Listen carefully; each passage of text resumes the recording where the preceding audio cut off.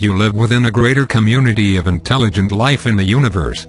It is vast, encompassing the entire spectrum of evolution, the evolution of technology, the evolution of societies, and the evolution of spiritual awareness and ethics.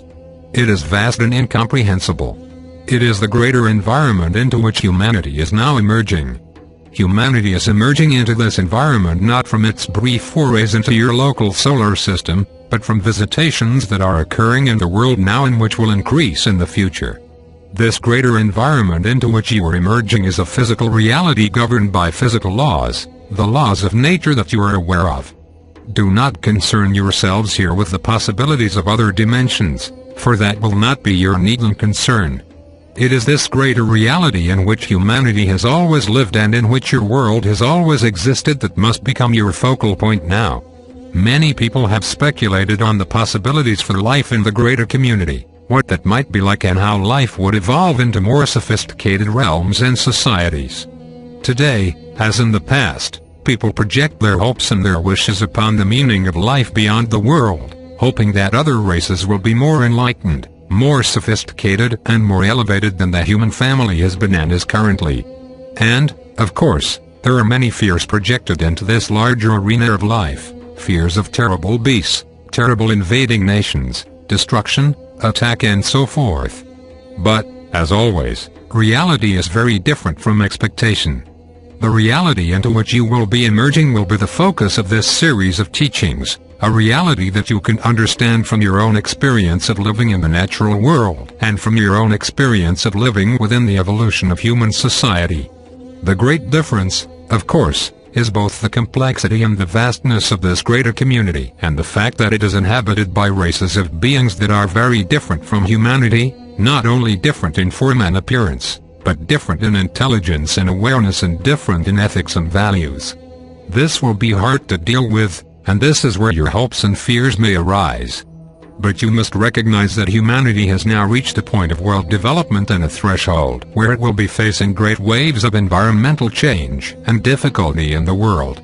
Here your encounter with intelligent life from the greater community and the reality of the greater community itself will become ever more important and central to your well-being and to the kind of future you will be able to create. There is a very great shift here. A very great shift from a human-centered world to a greater community reality. Because you have lived in isolation and have evolved in isolation for so very long with only very infrequent and largely unrecognized visitations to the world from various races in the past, you naturally project your values onto the prospect and the notion of intelligent life in the universe. As a result, some people feel or believe fervently that the universe is inhabited by human beings who have evolved beyond conflict and deception, and that the values that you hold here or that you aspire to are universal in nature. The fact that this is not true and that it represents a dangerous set of assumptions and beliefs is something that you must face at the outset. The other difficulty is that you are not preeminent within this greater community, though you have established preeminence within your own world. Within the greater community, you are but a beginner. You are standing at the beginning of your development, unaware and possessing assumptions and beliefs that will not be true. You have great disadvantages and are vulnerable to persuasion and deception from various races, both in the future and from those who are indeed intervening in your world at this time. Your isolation has given you a naivety and has not prepared you for the challenges and the opportunities that the greater community itself will present. There is no one in the world who could teach you about the reality and the spirituality of life in the universe. There is no one who has this awareness or who has this experience.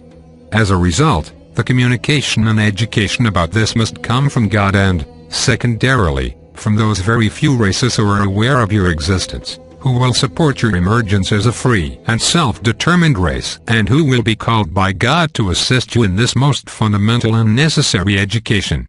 You have allies in the universe, though they are not visiting your world, for humanity is not ready to establish relations with other nations in the universe. Humanity does not have the maturity and is not united, strong enough or discreet enough to engage meaningfully and beneficially with any race in the universe. This is not a time where contact is required. It is a time where preparation for contact is required. And this contact will take a great deal of time. It will take time because an education of this magnitude will not come quickly. Many people will resist it, deny it or avoid it. This education will not come quickly because humanity must now concern itself ever increasingly with the great waves of change that are coming to the world and that are here already: environmental degradation, the depletion of your fundamental resources, the loss of food production, the scarcity of water, the dramatic effects of a changing climate and a heating world, and the ever-growing risk of competition, conflict and war between groups and nations over access to the remaining resources. This will become a dominating focus and concern, both for average people in the world everywhere and for nations and governments as well. However, to meet these immense and unprecedented challenges, you will need knowledge and wisdom from beyond the world. Here it is not technology you need as much as it is the will and the commitment to unite for the preservation of this world as a habitable environment for the human family and to cease your endless conflicts, to prepare to engage with intelligent races in the universe, many of whom will not be here to support you. Meeting the great waves of change, establishing the necessary human cooperation and the cessation of human conflict along with the preparation for the greater community represent the great and fundamental needs of humanity. If these great needs are not sufficiently recognized and addressed, then everything else that you will attempt to create for your own benefit, either personally or for the benefit of humanity, will prove to be insufficient, and great travail will come to the world. Your education about the greater community must come from God. It must come from God to be pure and to be wholly beneficial for you. And it must come from God because only God knows fully the nature, the reality and the purpose of the human family. No foreign power or race could really know this, even if they studied your behavior and your transmissions. The communication must come from God, and that is exactly what is happening.